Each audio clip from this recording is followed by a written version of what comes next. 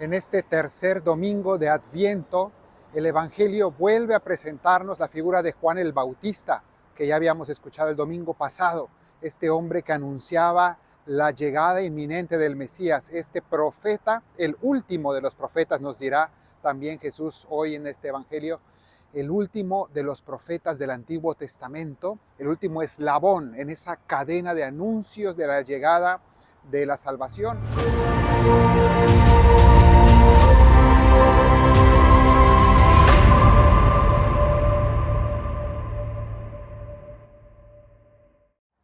Pero hoy se nos presenta de una manera un poco distinta. Ahora se nos dice que Juan el Bautista ya está en la cárcel, está encarcelado en Maqueronte, nos dicen las fuentes históricas, es decir, en una prisión, en un palacio de Herodes que está junto al Mar Muerto, del lado de lo que hoy es Jordania, y allí está encarcelado y le dice a sus discípulos, Juan el Bautista, que vayan a Jesús porque él está empezando a tener una crisis y unas dudas serias. Entonces es muy interesante lo que se nos narra en el Evangelio de hoy, porque Juan el Bautista está en una situación diferente. Él manda a preguntar a Jesús con estas palabras lo siguiente, le dice: ¿eres tú el que tenía que venir, el que estaba por venir? ¿Eres tú el Mesías o tenemos que esperar a otro? Estas palabras realmente son sumamente interesantes. ¿Eres tú el que tenía que venir o tenemos que esperar a otro? ¿Por qué pregunta esto Juan el Bautista? Porque para él lo que él estaba esperando era muy distinto a lo que Jesús estaba haciendo. Juan el Bautista anunciaba la llegada de un Mesías castigador, de un Mesías que venía ya a resolver todas las cosas, de un Mesías que venía a acabar con todo mal y a aplastar la impiedad para instaurar un reino de bien. Es decir, él veía el momento de la cosecha como un momento inminente. ¿Qué significa el momento de la cosecha? Ya el momento final donde ya se decidía todo. Pero viene Jesús y viene con un estilo muy distinto, donde no viene a cosechar, sino que viene a sembrar. Y el reino que Jesús viene a traer es aquella semilla de mostaza, pequeñita, invisible. Es decir, no viene Jesús a hacer algo sumamente vistoso, tremendo, ¿no?, apocalíptico en este momento, sino que Jesús viene a sembrar en los corazones de manera invisible, algo que parece insignificante y que será visible solamente cuando empiece a brotar. Es decir, que cuando los corazones empiecen a amar, empiecen a creer, empiecen a cambiar y a convertirse, entonces ese conjunto de corazones transformados será esa iglesia que empieza a verse como el reino de Dios en la tierra. Pero, por tanto, Jesús viene a traer un momento, un tiempo de misericordia, de perdón, no de juicio y de condenación como esperaba Juan el Bautista. Y es un momento de paciencia. Ustedes recuerdan cómo Jesús incluso nos habló no de cosecha, sino de aquella parábola también del trigo y la cizaña. Es decir, Él viene a traer la semilla del bien, pero luego también el pecado brota al mismo tiempo que la semilla del bien. Y además se confunde el trigo con la cizaña, y que cuando le dicen a Jesús o le dicen al Señor de la parábola si quiere que arranquen toda esa cizaña, él dice no sea que por accidente terminen arrancando también trigo. Por tanto, hay que esperar al momento de la cosecha que vendrá después. El tiempo de la cosecha será al final y entonces sí, se quemará la paja, se quemará la cizaña y solamente el trigo bueno y la semilla será cosechada y será guardada en el granero. Es decir, entonces, al final de la historia, en la segunda venida de Cristo, será el momento definitivo de la separación y del juicio. Pero por ahora estamos en un tiempo de misericordia. Entonces, las expectativas de Juan eran muy distintas a lo que Jesús vino a traer. Y entonces les dice a los enviados de Juan: miren, vayan y díganle a Juan lo que está ocurriendo.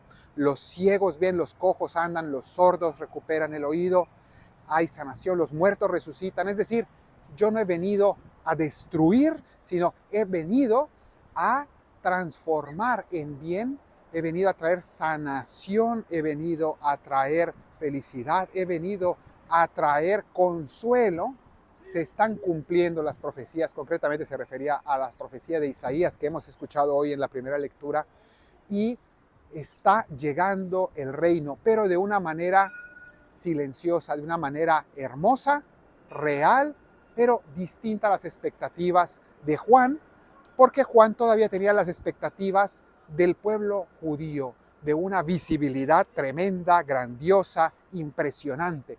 Jesús dice, aún no es tiempo de esa manifestación. Este es tiempo de paciencia de Dios y de misericordia. Entonces, después Jesús dice unas palabras muy fuertes. Dice, dichoso el que no se escandalice de mí. Y eso va dirigido a nosotros, porque nosotros también podemos tener una mentalidad del Antiguo Testamento, de esperar que Dios actúe y ya cambie todo.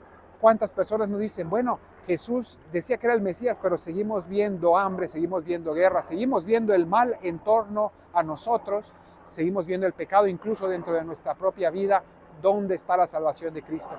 Cristo dice, dichoso el que no se escandalice de mí, dichoso el que abra los ojos y vea las semillas del reino que Cristo ha venido a traer, pero son eso, semillas que tienen que brotar en nosotros y en el mundo. La paciencia de Dios nos puede escandalizar.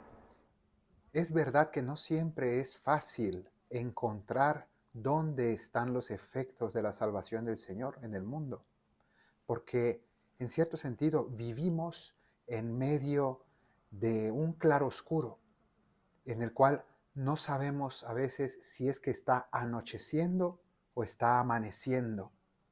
Y tenemos que abrir los ojos muy bien para encontrar las semillas del reino que están brotando y están actuando en los corazones y en el mundo, pero de manera muy discreta. Y es la esperanza, la fe y la esperanza las que nos sostienen en medio de ese claroscuro para saber que al final amanecerá el Señor y veremos brillar la luz de Cristo en el mundo, en su reino.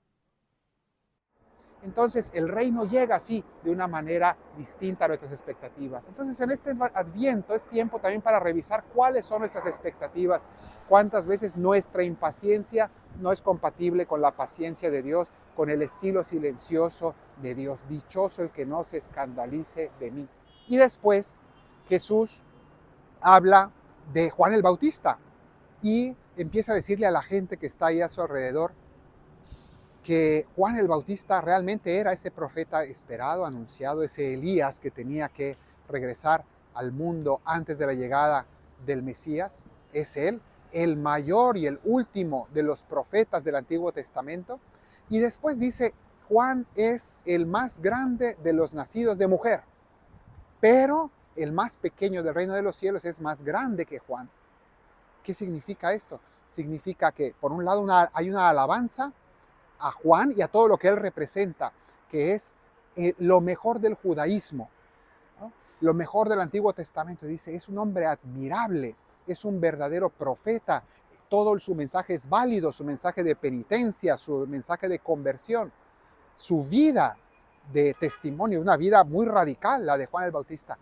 Eso que es lo mejor, la flor del judaísmo, es maravilloso, es admirable, pero su conocimiento de Dios aún es muy limitado.